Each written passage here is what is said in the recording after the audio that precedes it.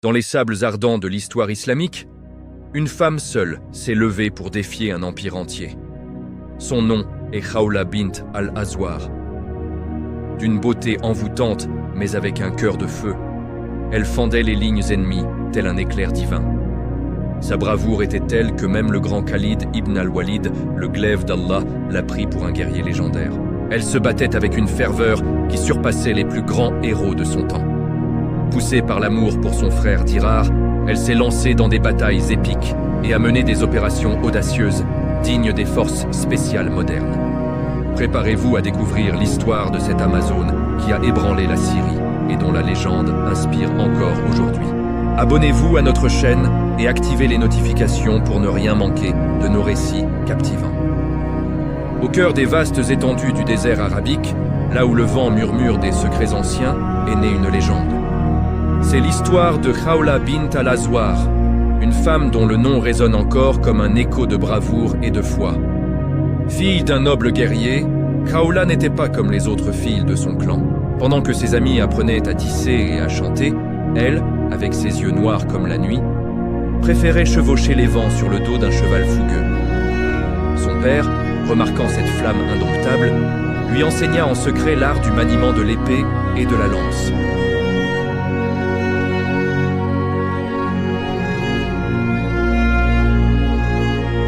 Son frère Dirar, un guerrier renommé, était son modèle, son ombre et sa lumière. Ensemble, ils rêvèrent de combattre côte à côte pour la gloire de leur foi. Mais le destin prit un tournant tragique. Lors d'une reconnaissance près d'Ajnadayn, Dirar fut capturé par l'ennemi. Le cœur de Khawla se brisa, mais de cette douleur naquit une rage sacrée. « Je ne laisserai pas mon frère dans les geôles des infidèles », jura-t-elle. Sous le couvert de la nuit, une transformation s'opéra. Khawla dissimula son identité sous une cape noire, un turban et un voile sombre. Montant son étalon, elle galopa vers le champ de bataille, son visage masqué, son intention claire. Sauver son frère. Arrivée aux abords d'Ajnadayn, elle plongea sans hésiter dans le chaos de la mêlée. Son épée, héritée de son père, sifflait dans l'air, traçant un chemin sanglant à travers les lignes byzantines. « Allahu Akbar !» criait-elle, sa voix déguisée en un grondement masculin. Les guerriers musulmans, voyant ce mystérieux cavalier semer la terreur chez l'ennemi, reprirent courage.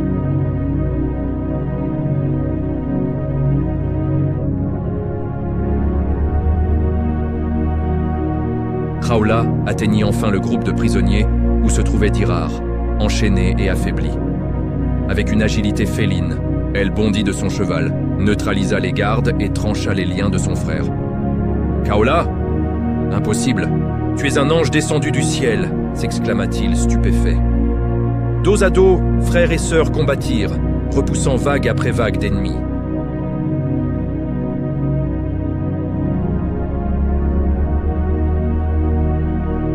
Plus tard, loin du tumulte, Khawla révéla son identité. La nouvelle se répandit comme une traînée de poudre. Convoquée par Khalid ibn al-Walid, elle ôta son voile. « Je ne combats pas pour la gloire, ô émir, mais pour Allah et pour mon frère », déclara-t-elle d'une voix ferme. Profondément ému, Khalid lui répondit « Tu es une perle rare. Ton exemple inspirera des générations. » Ce jour-là, une simple fille du désert devint une guerrière immortelle. C'était l'éveil de Khawla bint al-Azwar. Abonnez-vous à la chaîne Récits islamiques épiques et likez cette vidéo pour ne rien manquer de nos récits captivants. Dans les plaines poussiéreuses d'Ajnadayn, sous un soleil impitoyable, deux armées titanesques se faisèrent face. D'un côté, les légions byzantines, orgueilleuses sous les ordres de l'empereur Héraclius. Leurs bannières pourpres flottaient au vent et leurs trompettes sonnaient l'assaut avec une arrogance impériale. De l'autre, les musulmans, un océan de foi inébranlable mené par Khalid ibn al-Walid, le génie militaire dont le nom seul semait la terreur. Ces hommes, endurcis par le désert, portèrent dans leur cœur la promesse du paradis. Au cœur de la tourmente, chevauchait un mystérieux guerrier masqué. Son cœur battait au rythme des tambours de guerre, un mélange d'angoisse pour son frère captif, Dirar, et de ferveur divine. La bataille avait éclaté à l'aube. Les flèches pleuvaient comme une averse mortelle. Le guerrier masqué, avec sa cape noire flottant comme les ailes d'un corbeau, se fraya un chemin à travers les lignes ennemies. Son épée dansait une chorégraphie mortelle. Au milieu du chaos, il repéra un contingent byzantin gardant des prisonniers. Parmi eux, Dirar, enchaîné, le visage marqué mais les yeux brûlants de rage. Sans hésiter, le guerrier chargea seul contre une dizaine de gardes. Son cri de guerre « Allahu Akbar !» résonna comme un tonnerre. Le premier garde tomba, puis le deuxième. Les autres, paniqués, formèrent un cercle, mais le guerrier tournoyait tel un spectre invincible. De loin, Khalid observait la scène, stupéfait. « Par Allah, qui est ce lion qui rugit au cœur de l'ennemi » s'exclama-t-il. Impressionné, Khalid ordonna une contre-attaque. « Mes frères, suivez cette ombre du désert, Allah est avec les courageux. » Les musulmans, inspirés, surgirent comme une vague déferlante. Pendant ce temps, le guerrier masqué libéra Dirar d'un coup d'épée précis. « Khawla, ma sœur, c'est impossible !» balbutia Dirar. « Le destin est entre les mains d'Allah, mon frère. Combattons ensemble !» répondit-elle, sa voix étouffée par le masque. Dos à dos, ils affrontèrent les renforts. Dirar, revigoré, tailladait avec fureur, tandis que Khawla, agile, anticipait chaque mouvement. Les Byzantins, déstabilisés par cette paire invincible, commencèrent à reculer. La bataille s'intensifia. Khalid mena une charge qui enveloppa les flancs romains. Au centre, Khawla et Dirar tenaient une position clé. « Regardez ce guerrier masqué, il est béni par les anges !» hurlèrent les musulmans. Au crépuscule, la victoire se dessinait. Khalid, victorieux, s'approcha du guerrier masqué. « Dévoile-toi, ô brave. Ton nom mérite d'être gravé dans les annales de l'islam, » commanda-t-il. Le guerrier hésita, puis, d'un geste lent, retira son masque. Ses cheveux cascadèrent, révélant une femme à la beauté farouche. Un silence stupéfait s'abattit sur l'assemblée. « Une femme ?» s'exclama Khalid, admiratif. Dirar, fier, posa une main sur l'épaule de sa sœur. « Elle est Khawla bint al-Azwar et son courage surpasse le mien. » Le grand commandant, touché, déclara « Tu es un exemple pour tous, hommes et femmes. Que ton histoire inspire les générations futures. » Ce soir-là, autour des feux de camp, les récits de la guerrière masquée se répandirent, enflammant les cœurs. Mais la joie fut de courte durée. Une rumeur parvint. Dirar avait été recapturé lors d'une embuscade et emmené vers Homs. Le cœur de Khawla se serra, mais sa détermination s'aiguisa. « Je le sauverai, coûte que coûte », jura-t-elle. La bataille d'Ajnadayn n'était pas seulement une victoire militaire. Elle marqua la naissance d'une légende, celle de Khawla, symbole de la force et de la foi. Abonnez-vous à la chaîne Récits islamiques épiques et likez cette vidéo pour ne rien manquer de nos récits captivants, au cœur des dunes infinies du désert syrien. Là où le soleil implacable transforme le sable en un océan de feu, une expédition désespérée s'apprête à défier l'impossible. Khawla bint al-Azwar, encore auréolée de sa gloire à Ajnadayn, ne peut accepter de laisser son frère Dirar aux mains des Byzantins. La nouvelle de sa capture, survenue lors d'une embuscade, l'a frappé comme un coup de poignard. « Mon frère, mon sang, mon ombre, je te ramènerai ou je périrai en essayant », murmure-t-elle, les yeux fixés sur l'horizon. Khalid ibn al-Walid, le glaive d'Allah, perçoit la flamme inextinguible dans son regard. « Tu as prouvé ta valeur, ô fille d'Al-Azwar. Mais cette mission est un serpent venimeux. 100 cavaliers byzantins escortent ton frère vers Homs, une forteresse imprenable. » Dans sa sagesse, Khalid choisit Raf ibn Umayr pour mener l'opération. Raf, un maître des sentiers cachés, un renard des sables qui connaît chaque oasis secrète. « Choisis 100 des meilleurs, Raf, des hommes au cœur de lion et à l'esprit de faucon, » ordonne Khalid. Mais Khawla s'avance, déterminé. « Ô émir, accorde-moi l'honneur de les accompagner. Mon sang appelle le sien. Sans moi, cette quête est incomplète. » Khalid hésite, pesant les risques. Pourtant, l'admiration l'emporte. « Que Allah te protège, Khawla. Ton courage est un phare dans la nuit. » L'expédition part à l'aube, un serpent de cavaliers traversant les dunes. Khawla, de nouveau déguisé en guerrier, chevauche au centre. Les hommes, une élite de musulmans endurcis, murmurent des prières sous leurs turbans. Raf mène la troupe avec une précision chirurgicale, évitant les patrouilles ennemies grâce à sa connaissance des pistes oubliées. « Nous voyageons de nuit, reposons de jour. Les étoiles seront nos guides », explique-t-il. Les jours s'étirent en une épreuve d'endurance. Le désert, ce géant impitoyable, teste leur foi avec ses tempêtes de sable et ses mirages trompeurs. Kaola, infatigable, soigne les blessures et récite des versets du Coran pour remonter le moral. Une nuit, il repère des traces fraîches de chevaux byzantins. Ils sont proches, chuchote Raph. À l'aube, nous frappons comme l'éclair. Ils s'embusquent dans une gorge étroite, un piège naturel parfait.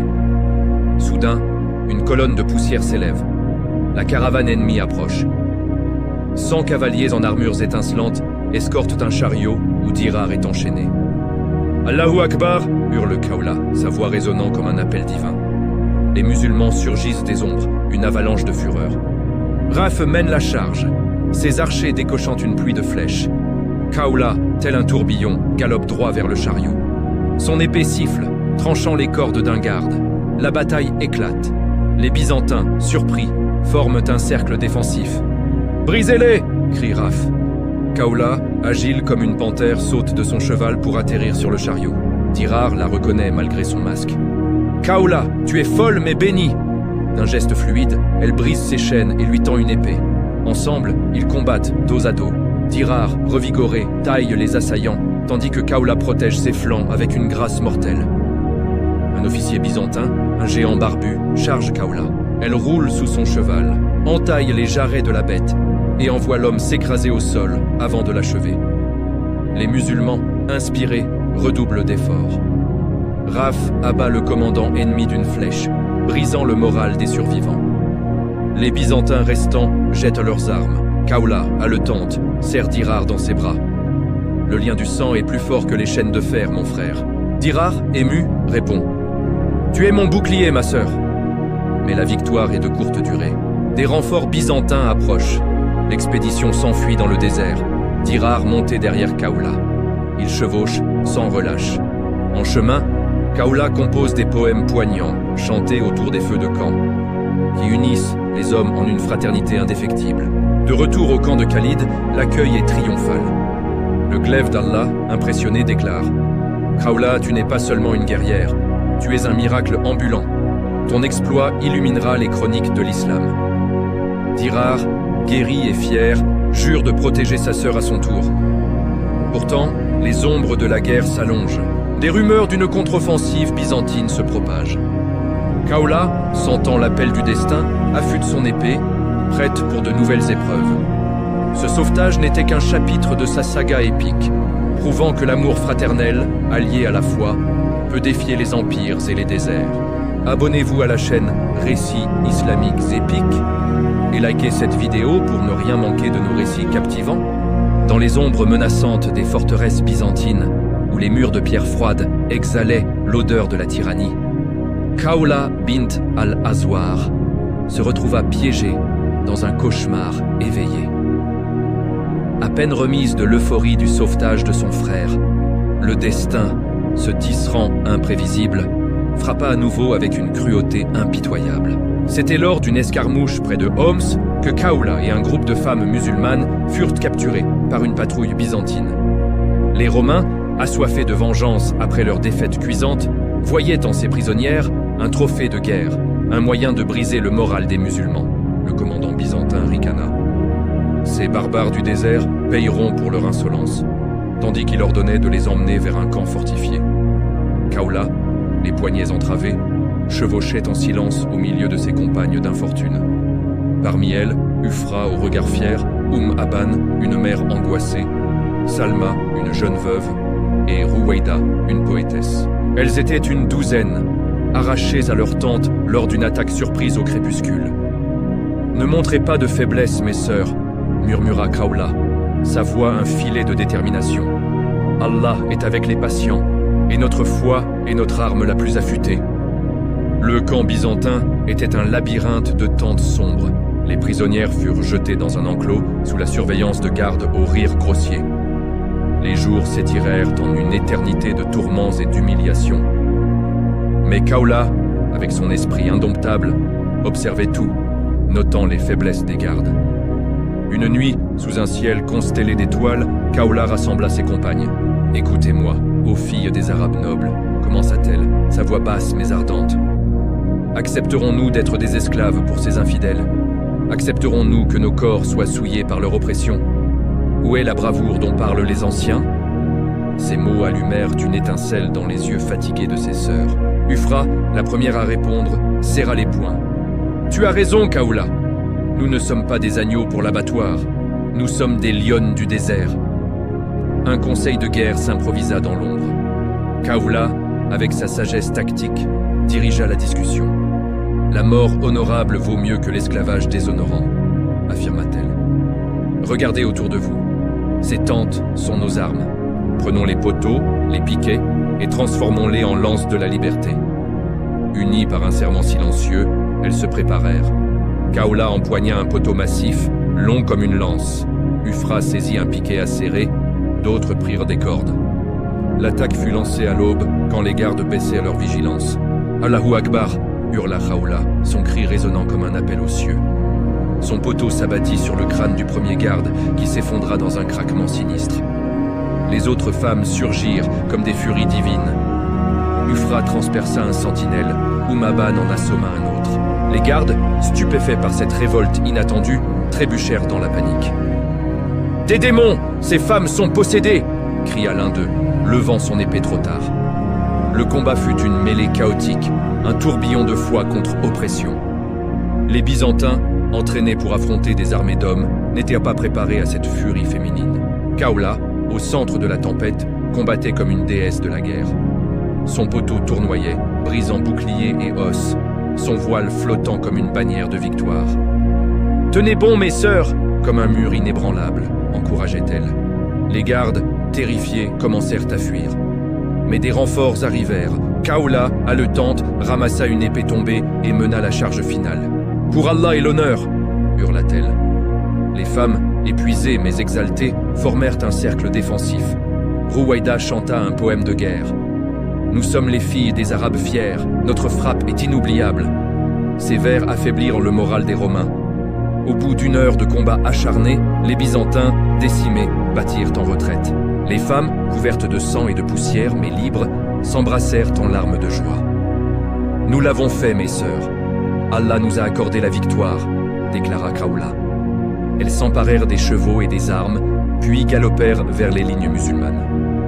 De retour au camp de Khalid, l'accueil fut légendaire. Le glaive d'Allah, stupéfait, écouta leur récit. « Vous avez accompli ce que des armées d'hommes rêveraient de faire. Vous êtes les perles de l'islam. » Dirar, fier, serra sa sœur dans ses bras. « Tu es invincible, Kaoula !» Cette révolte marqua un tournant. Les Byzantins, hantés par la révolte des lionnes, hésitèrent désormais à capturer des femmes musulmanes. Le nom de Kaoula, gravé dans les cœurs, inspirerait les générations, prouvant que la foi d'une femme pouvait renverser des empires. Abonnez-vous à la chaîne Récits islamiques épiques et likez cette vidéo pour ne rien manquer de nos récits captivants. Dans les vastes plaines de Marj al-Rahit, où les herbes ondulent comme une mer agitée, une nouvelle épreuve attendait Kaoula bint al-Azwar. À peine remise des cicatrices de sa captivité, le destin frappa de nouveau. Les armées musulmanes, menées par l'intrépide Khalid ibn al-Walid, avançaient vers le cœur de l'Empire byzantin. Mais les Romains, piqués par leur défaite, avaient rassemblé une force colossale, prête à défendre ses terres avec une fureur désespérée. L'air vibrait d'une tension palpable, chargée de l'odeur du sang à venir. Kaoula chevauchait aux côtés de son frère Dirar, son ombre fidèle. Son cheval, Al-Assad, piaffait d'impatience, reflétant l'âme de sa maîtresse. « Ma sœur, les vents du djihad nous appellent une fois de plus, » murmura Dirar. Kaoula, ses yeux noirs brillants de détermination, répondit d'une voix ferme. « Et nous répondrons, mon frère, car la cause d'Allah est un feu qui consume les oppresseurs. » Autour d'eux, l'armée musulmane formait un océan de bannières vertes, les cœurs unis par la foi. La bataille éclata à l'aube. Les Byzantins, menés par le général Mahan, lancèrent une charge massive de cataphractaires en armure lourde. Une pluie de flèches obscurcit le ciel. Khalid hurla ses ordres. « Tenez les lignes, ô croyants! Allah est avec les patients !» Les musulmans répondirent par un cri unifié. « Allahu Akbar !» leur rang se resserrant comme un point de fer. Kaoula, au centre avec Dirar, brandit son épée et chargea. Le choc fut titanesque. Dirar, tel un lion déchaîné, tailladait les ennemis avec une fureur sacrée. Kaula, agile comme un faucon, esquivait les coups avec une grâce surnaturelle, son cri de guerre résonnant au-dessus du chaos. Pour Allah et l'honneur des musulmans, mais au milieu de la mêlée, le destin intervint cruellement. Une embuscade encercla un contingent musulman. Dirar, protégeant un flanc exposé, fut submergé par les ennemis et capturé sous les yeux horrifiés de Kaula. « Dirar, non !» hurla-t-elle, son cœur se brisant. Des larmes brûlantes montèrent à ses yeux, mais au lieu de la paralyser, elles allumèrent un feu infernal dans son âme. Sans hésiter, elle enfila à nouveau son déguisement de guerrier masqué. Cape noire, turban vert et un voile sombre dissimulant son visage.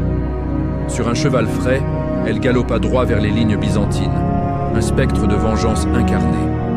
Khalid, observant de loin cette figure familière, murmura avec admiration « Par Allah, c'est elle, la lionette de retour ». Kaula perça les rangs ennemis comme un éclair divin, son épée sifflant une mélodie de mort.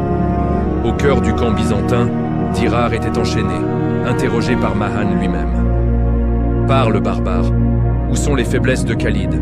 grogna le général. Dirar, le menton levé, cracha « Mes faiblesses, elles sont dans ton empire pourrissant !» Soudain, un tumulte éclata. Kaula surgit comme une tempête du désert, son cri « Allahu Akbar » semant la panique. Elle abattit 2 sentinelles, puis bondit vers son frère, tranchant ses liens d'un coup précis. « Kaula, tu es folle !» s'exclama Dirar. « Folle d'amour pour toi et pour Allah » répondit-elle. Ensemble, ils combattirent dos à dos dans une danse mortelle. Dirar, revigoré, tailladait les assaillants, tandis que Kaula anticipait chaque coup. Mais les renforts ennemis arrivaient, les encerclant. « Tiens bon, Dirar, les nôtres viendront !» cria Kaula. Ils repoussèrent, vague après vague, le sol se jonchant de corps. De l'autre côté, Khalid, inspiré par le courage de Kaula, lança une contre-attaque massive. « Suivez la guerrière masquée, elle est le signe d'Allah !» hurla-t-il, menant ses troupes comme un ouragan. Les musulmans, gonflés d'un moral divin, brisèrent les lignes byzantines. Kaula et Dirar tinrent jusqu'à l'arrivée des renforts. Dans un dernier assaut, Kaula transperça Mahan d'un coup d'épée au cœur. Le général s'effondra, murmurant dans son dernier souffle. Une femme, au crépuscule, la victoire fut déclarée.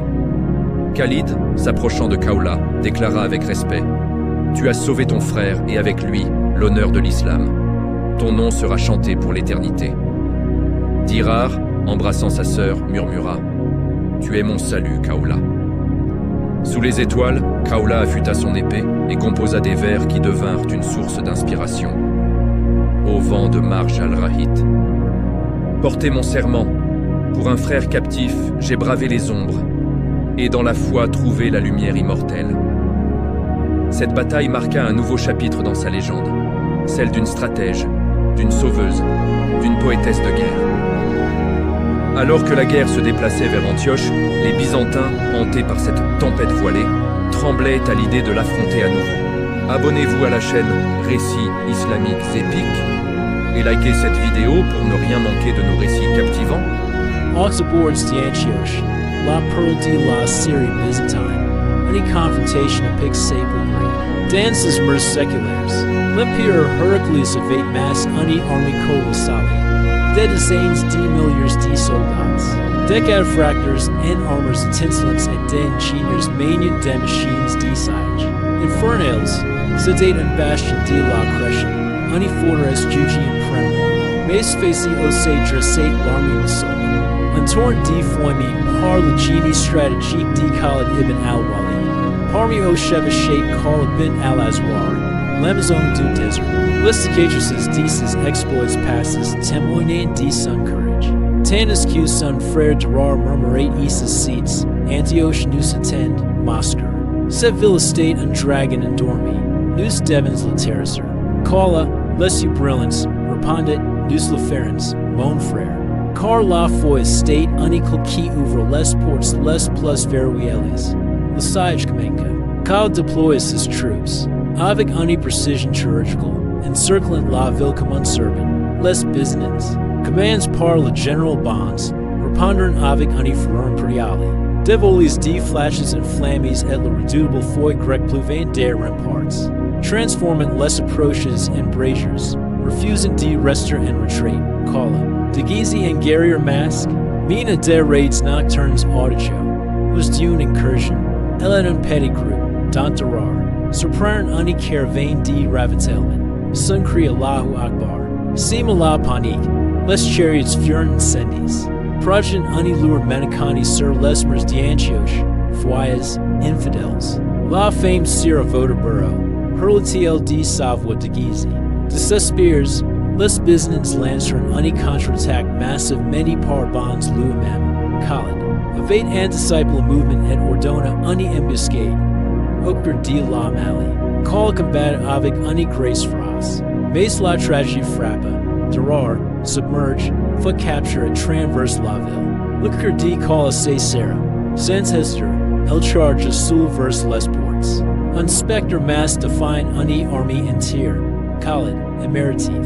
Envoy der Renforts, call a perka les rangs any miss common pointer divin. Matignant les murales o durar etate menace par bonds. Liberisla, chens d Rome, tonatiel, stupefit. Bonds ordona isis hams detour set interest enigmatique, call a tournoi. Say defendant avec uni powder ershi dune barricade, durar. Profit d la diversion, brissus is leans. Dossi dos, freret skur combattern avec uni flor renucleate. Jusquis q les renfers musulmans means par rafe nervin et q bonds need to, vancu. Lesage sentensifia, call a soignant les blesses la newt et composite deb homeski.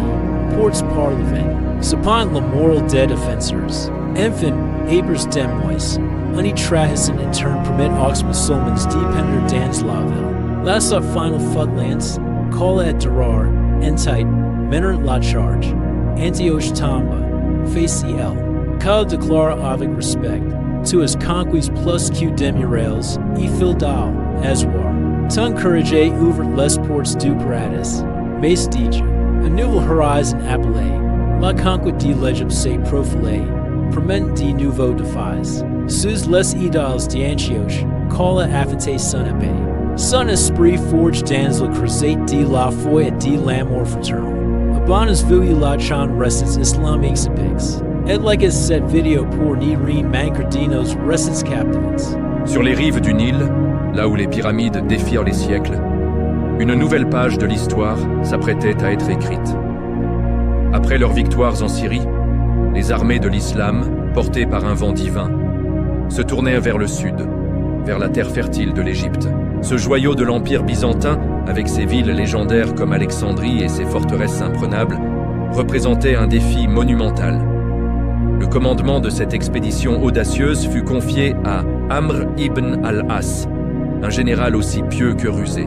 « L'Égypte est la clé des mers et des déserts », déclara-t-il, ses yeux brillants d'une vision prophétique. À ses côtés, l'invincible Khawla bint al-Azwar ne pouvait rester en retrait. Son frère Dirar, son allié de toujours, chevauchait près d'elle, leur lien fraternel aussi solide que l'acier. « Ma sœur, le Nil nous attend, avec ses ennemis qui défient notre foi, » murmura Dirar. Khawla, le regard étincelant, répondit avec une détermination sacrée. « Et nous répondrons, mon frère, que les pharaons tremblent dans leur tombe, car les serviteurs d'Allah arrivent. » La traversée du Sinaï fut une épreuve redoutable. Le soleil implacable le jour, le froid glacial la nuit et les tempêtes de sable qui aveuglèrent les guerriers. Mais Amr ibn al-As, grâce à sa sagesse tactique, guida l'armée à travers des oasis secrètes, évitant les patrouilles byzantines. Khawla, quant à elle, était le cœur de l'expédition. Elle soignait les blessés, réconfortait les esprits anxieux et composait des poèmes qui unissaient les hommes dans une fraternité sacrée. Enfin, les eaux vertes du Nil apparurent, promesse de vie au milieu du désert. Mais la joie fut brève. Les Byzantins avaient fortifié Babylone, une citadelle réputée imprenable. Le gouverneur Cyrus, un évêque guerrier fanatique, avait rassemblé une armée hétéroclite pour repousser ce qu'il appelait les barbares du désert. Le siège commença sous un soleil écrasant. Les archers musulmans harcelaient les remparts, tandis que des sapeurs creusèrent des tunnels sous les murailles. Khawla refusa de rester inactive. Déguisée en guerrier masqué, elle mena des raids nocturnes audacieux contre les lignes de ravitaillement ennemies. Lors d'une incursion, elle et Dirar surprirent un convoi vital. Khawla bondit la première, son cri « Allahu Akbar » résonnant dans la nuit. Ils incendièrent les chariots, transformant l'obscurité en un brasier visible depuis les murailles de Babylone. « Fuyez, oppresseurs, la faim sera votre geôlier !» hurla-t-elle, sa voix déguisée semant la panique. Acculés, les Byzantins lancèrent une contre-attaque désespérée menée par Cyrus lui-même. Amer, anticipant leur manœuvre, tendit une embuscade. Cachés dans les roseaux du Nil, les musulmans surgirent. Khawla combattit avec une grâce féroce au cœur de la mêlée. Mais au milieu du chaos, le drame frappa. Dirar, submergé par les ennemis, fut capturé et traîné vers la forteresse. Le cœur serré, Khawla n'hésita pas une seconde. Elle chargea seule vers les portes, un spectre masqué défiant une armée entière. « Cette femme est un don d'Allah, soutenez-la » murmura Amr avec admiration, envoyant une élite de guerriers à sa suite. Khawla perça les rangs ennemis comme un éclair. Elle atteignit les murailles où Dirar était enchaîné, torturé par Cyrus. « Libérez-le, tyran !» tonna-t-elle. Stupéfait, Cyrus ordonna à ses soldats d'attaquer cette figure énigmatique. Mais Khawla tournoyait comme une tornade. Dirar, profitant de la diversion, brisa ses chaînes. Dos à dos, frères et sœurs combattirent avec une fureur sacrée. Les renforts musulmans arrivèrent enfin, menés par Amr, qui mit fin au jour de Cyrus d'un coup de lance. Le siège s'intensifia. Des semaines durant, assauts et duels se succédèrent. La nuit, Khawla soignait les blessés et ses poèmes, chantés autour des feux, traversait les murailles et semait le doute chez les défenseurs. Enfin, une trahison interne ouvrit une brèche. Amer lança l'assaut final. Les musulmans déferlèrent dans les rues de Babylone. Khawla et Dirar, en tête, libérèrent les prisonniers et la citadelle tomba. La victoire fut totale. Babylone était conquise, ouvrant la voie au reste de l'Égypte. Face à Khawla qui retirait son masque, Amr déclara avec un profond respect « Tu as conquis plus que des villes, ô fille d'Al-Azwar. Ton courage nous a ouvert les portes du paradis. » Dirar, embrassant sa sœur, murmura « Tu es mon salut. » Mais à l'horizon, de nouvelles conquêtes appelaient déjà. Le regard tourné vers l'avenir, Khawla affûtait son épée, prête à écrire les prochains chapitres de sa légende immortelle. Abonnez-vous à Récits islamiques épiques et activez les notifications pour ne rien manquer de nos histoires. Merci de nous avoir suivis. Dans les vastes steppes et les montagnes escarpées de la Perse antique, où les vents portent les échos des empires oubliés, une nouvelle épreuve titanesque attendait Khawla bint Al-Azwar.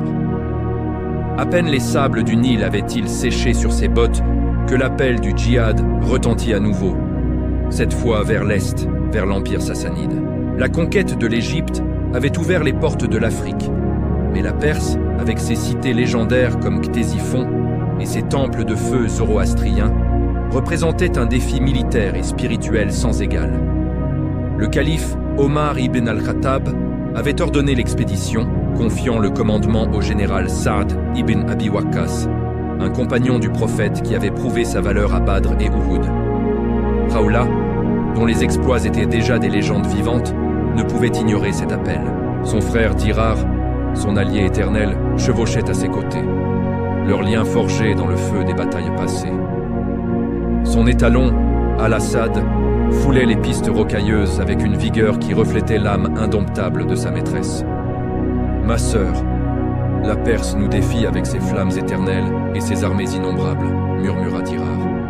Khawla, ses yeux noirs brillant sous son voile, répondit avec conviction « Et nous les éteindrons, mon frère. »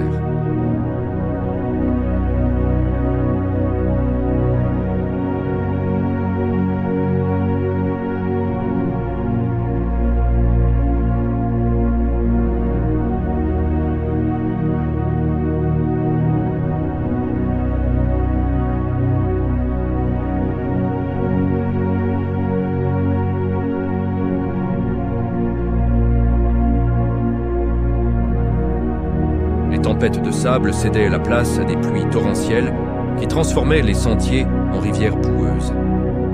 Les nuits glaciales testaient la résolution des plus vaillants. le général Saad ibn Abi Waqqas, avec sa prudence tactique, guida la troupe par des cols secrets, évitant les embuscades perses.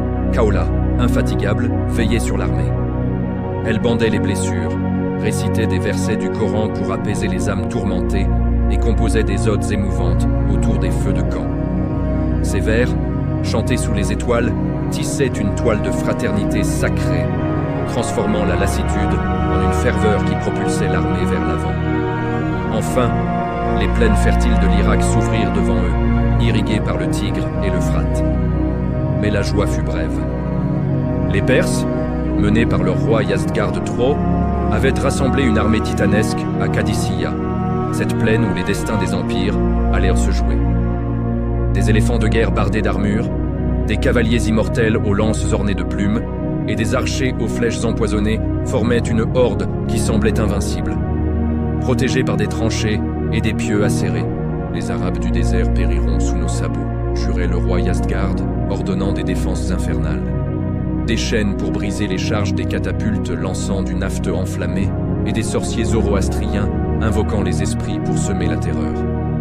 La bataille de Qadisiyah éclata sous un soleil implacable. Les plaines se transformèrent en un chaudron où la sueur se mêlait au sang. Du haut d'une colline, le général Saad déploya ses troupes avec une maîtrise divine. Des archers harcelant les flancs perses, des fantassins formant un mur de boucliers inébranlables et des cavaliers chargeant les points faibles de l'ennemi. Khawla, refusant de rester en retrait, s'engagea dans les assauts les plus audacieux. Déguisée en guerrier masqué, une cape noire enveloppant sa silhouette agile, elle mena des incursions nocturnes contre les lignes perses. « Allah illumine les ténèbres de la nuit », murmurait-elle en s'infiltrant dans les camps ennemis, son épée luisant comme une lame de lune. Lors d'une opération décisive, elle et Dirar surprirent un troupeau d'éléphants de guerre, ces bêtes monstrueuses qui semènent la panique chez les musulmans. Les gardes perses, engourdis, ne virent advenir que trop tard cette furie voilée. Khawla bondit la première, son cri « Allahu Akbar » résonnant comme un tonnerre. Elle trancha les liens des bêtes tandis que Dirar assommait un cornac. Rusés, les musulmans affolèrent dans les éléphants avec des torches enflammées, les renvoyant piétiner leurs propres lignes dans un chaos apocalyptique. « Fuyez, adorateurs du feu !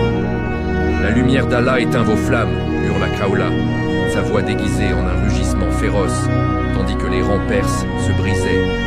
Mais les Sassanides, acculés, lancèrent une contre-attaque désespérée. À l'aube, une horde de cavaliers immortels surgit, leurs armures d'or luisant sous le soleil levant. Saad, anticipant le mouvement, ordonna une embuscade. Les musulmans, cachés dans les roseaux, surgirent comme un déluge. Khawla combattait au cœur de la tourmente avec une grâce féroce. Une flèche effleura son épaule, mais elle ignora la douleur, ripostant d'un coup fatal. Dirar, protégeant son flanc, tailladait avec une rage sacrée. « Pour l'islam, pour notre sœur !» criait-il. Au milieu du vacarme, le destin frappa. Dirar, submergé par une vague de lanciers, fut désarçonné et capturé, traîné vers les lignes ennemies sous les yeux horrifiés de Khawla. Son cœur se serra. Sans hésiter, elle chargea seule vers les rangs perses, un spectre masqué défiant une armée entière. Saad, observant la scène, murmura avec admiration « Cette femme est un miracle d'Allah. Soutenez-la, mes frères. » Une élite de guerriers la suivit, transformant sa charge solitaire en une offensive divine. Khawla perça les lignes ennemies comme un ouragan. Elle atteignit le camp persan, où Dirar était enchaîné et interrogé par Yazdgard lui-même. « Parle, barbare, ou péris dans les flammes sacrées !» grognait le roi. Khawla bondit de son cheval et assomma 2 gardes. « Libérez-le, adorateur des idoles !» tonna-t-elle. Stupéfait, Yazdgard ordonna l'assaut. Une trentaine de soldats l'encerclèrent, mais Khawla tournoyait comme une tempête de sable.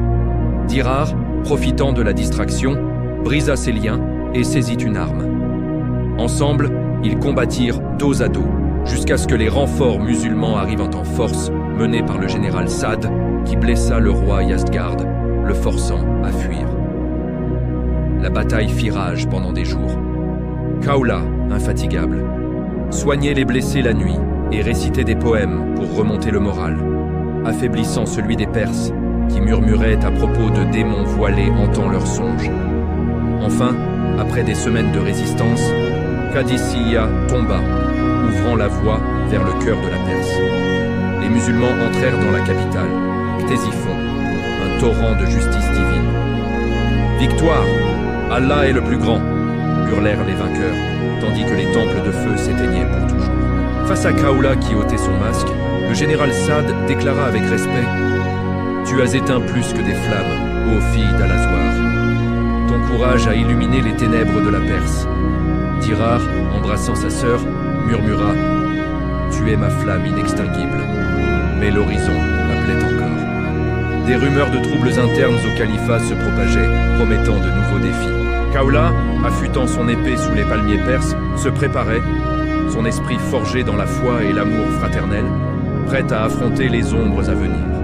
Abonnez-vous à la chaîne Récits islamiques épiques et likez cette vidéo pour ne rien manquer de nos récits captivants. Au cœur des mosquées de Médine et sur les terres conquises de l'Irak, un nouvel ennemi menaçait la communauté naissante, les divisions internes. Après les grandes victoires contre les Perses, des trésors immenses et des terres fertiles affluaient, mais ces richesses semaient aussi la discorde.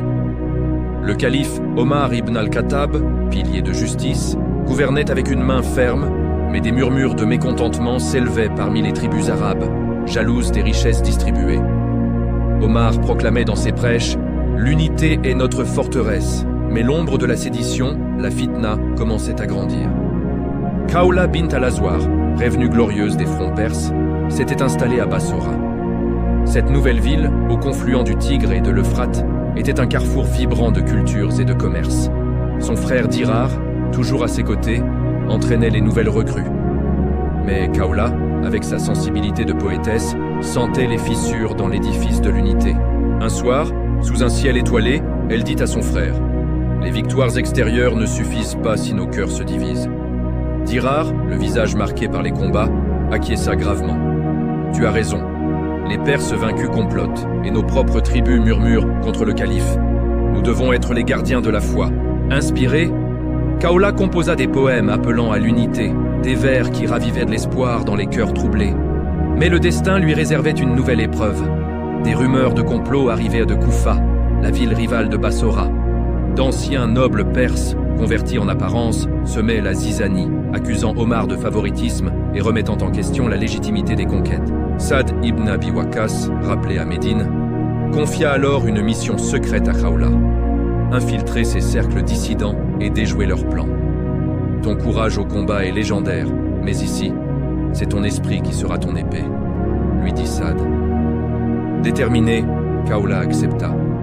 Elle se déguisa non pas en guerrier, mais en humble marchande voilée, son identité cachée. Dirar l'accompagna, agissant comme son garde du corps discret. Leur voyage vers Koufa les mena à travers les marais périlleux de l'Euphrate, où les dangers guettaient à chaque pas. Partout, Khawla voyait les signes de la discorde. Des villages déchirés par des querelles, des mosquées où la révolte grondait sous des sermons de patience. À Koufa, ville bouillonnante d'intrigues, Khawla s'installa dans un caravansérail. En vendant ses épices, elle tendait l'oreille. Elle découvrit rapidement qu'un noble perse rancunier, Hormuzan, organisait un complot pour assassiner des gouverneurs et provoquer une rébellion. « Les Arabes nous ont volé notre gloire, il est temps de la reprendre », disait-il lors de réunions secrètes. Caché, Khawla notait chaque détail, le cœur battant à l'unisson de la trahison. Mais la mission prit une tournure dramatique. Dirar fut reconnu par un espion perse. Capturé, il fut emmené dans une forteresse et menacé des pires tortures. « Parle, chien d'arabe, ou péris !» hurlait Hormuzan. Mais Dirar, fier, répondit « Ma foi en Allah est mon bouclier. » En apprenant la nouvelle, Khawla sentit une rage froide l'envahir. Sans hésiter, elle revêtit à nouveau son armure de guerrier masqué. Sa cape noire, son turban vert, son visage voilé, elle redevint le spectre de la vengeance. Montant son fidèle cheval Al-Assad, elle galopa vers la forteresse, dans l'obscurité. L'assaut fut digne d'une légende. Avec une agilité féline, elle escalada les murs, neutralisant les gardes, un à un. Elle se faufila dans les couloirs sombres jusqu'à la cellule de son frère et brisa ses chaînes d'un coup d'épée.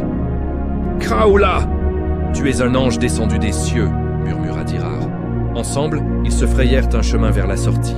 Dirar, retrouvant sa fureur guerrière, et Kaola, tournoyant comme une tempête, mirent en déroute leurs ennemis. Ormuzan lui-même, confronté à la guerrière masquée, fut désarmé et contraint à la fuite. De retour à Bassora, Kaola révéla tout le complot.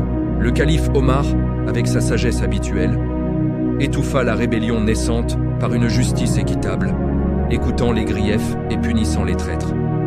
« Ton intervention a sauvé la communauté d'une terrible division », déclara Omar à Kaola, plein de respect. Dirar guérit, serra sa sœur dans ses bras. « Tu es mon salut, une fois de plus. » Les tempêtes internes n'étaient pas totalement apaisées, mais Kaola avait prouvé que le plus grand combat est parfois celui que l'on mène pour l'unité. Ses poèmes devinrent des hymnes, renforçant le lien qui unissait les croyants. Ce chapitre de sa vie, loin des champs de bataille, a forgé son esprit dans le feu de la loyauté et de la foi, la préparant aux défis encore à venir. Abonnez-vous à la chaîne Récits islamiques épiques et likez cette vidéo pour ne rien manquer de nos récits captivants. Dans les sables éternels de la péninsule arabique et les vastes horizons des terres conquises, là où les étoiles veillent sur les légendes immortelles et où les vents du temps portent les échos des héros disparus, Kaola bint al-Azwar approchait du crépuscule de sa vie extraordinaire. Les années avaient filé comme des caravanes traversant les déserts, emportant avec elles les souvenirs des batailles titanesques, des sauvetages audacieux et des révoltes qui avaient ébranlé les empires. Sous le règne du calife Othman ibn Affan, ce dirigeant bienveillant dont la générosité illuminait les conseils mais attirait aussi les jalousies, l'islam s'étendait comme un arbre aux racines profondes couvrant des terres de l'Atlantique jusqu'aux confins de la Chine. Mais Kaola, cette Amazone du désert dont le nom était gravé dans les cœurs comme une inscription divine, sentait le poids des ans sur ses épaules. Ses cicatrices honorifiques racontaient une saga de foi, d'amour fraternel et de sacrifices inébranlables. Un soir, à Médine, où ils étaient retournés pour vivre leurs dernières années, son frère Dirar murmura, assis sous un palmier, « Ma sœur, notre époque touche à sa fin, mais notre héritage perdurera. » Ils étaient là, entourés de la paix relative de la ville sainte, témoins du temps qui passe. Kaola, ses cheveux désormais striés d'argent mais ses yeux toujours brillants comme des étoiles du désert, avait dédié ses dernières forces à l'enseignement et à la préservation de la mémoire islamique. Elle rassemblait les jeunes filles et les femmes dans les cours des mosquées. Elle leur racontait ses exploits, non pour la gloire personnelle, mais pour inspirer la génération future. Sa voix résonnait avec l'autorité d'une vétérane quand elle déclarait « Mes filles, la force d'une femme réside dans son cœur pieux et son esprit résolu. » Elle décrivait avec passion la bataille d'Ajnadeyn, où elle avait percé les lignes ennemies comme un éclair divin, confondu pour un guerrier par Khalid lui-même. Elle racontait le sauvetage audacieux dans les sables syriens, où elle avait libéré Dirar des chaînes byzantines. Elle évoquait la révolte des Lyones, où de simples poteaux de tente étaient devenus des armes de liberté. Et puis, les conquêtes d'Antioche, d'Égypte et de Perse, où son épée avait dansé au rythme de la foi. Dirar, à ses côtés, ajoutait ses propres anecdotes. Leur duo fraternel formait un tableau vivant de dévotion. Les yeux humides de fierté, il disait « Kaola n'était pas seulement une guerrière, elle était un phare pour nous tous. » Leur complicité était un témoignage puissant de leur lien indestructible. Mais le destin, ce maître impitoyable, réservait une ultime épreuve. Des troubles internes, qui culminèrent dans l'assassinat d'Othman en l'an 35 de l'Hégire, plongèrent la communauté dans le chaos. Des factions rivales, attisées par des griefs anciens et des ambitions nouvelles, menaçaient de déchirer le tissu de l'unité que Kaola avait tant défendu sur les champs de bataille. À Médine, assiégée par les dissidents, Kaola, malgré son âge, reprit les armes une dernière fois. Pour la postérité, elle se déguisa à nouveau en guerrière masquée.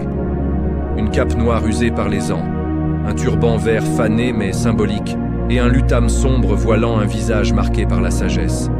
À la tête d'une petite troupe de fidèles, elle se lança dans la protection de la maison du calife. « Allahu Akbar, l'unité ou la mort !» hurla-t-elle, son cri résonnant dans les rues étroites comme un appel des temps anciens. Dirar, à ses côtés, combattait avec une vigueur renouvelée, son sabre courbe traçant des arcs protecteurs autour d'elle. Ensemble, ils repoussèrent une vague d'assaillants. Khawla esquiva un coup de dague pour transpercer un agitateur, tandis que Dirar brisait une lance d'un revers puissant. Leur danse guerrière, perfectionnée au fil des batailles, était aussi redoutable que jamais. Mais dans la mêlée, une lame traîtresse entailla le flanc de Dirar. Il fut blessé gravement. « Khawla, protège la Oumma », murmura-t-il avant de s'effondrer dans ses bras.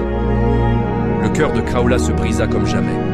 Des larmes coulèrent sous son masque, tandis qu'elle le traînait vers la sécurité. « Mon frère, mon ombre, ne me quitte pas !»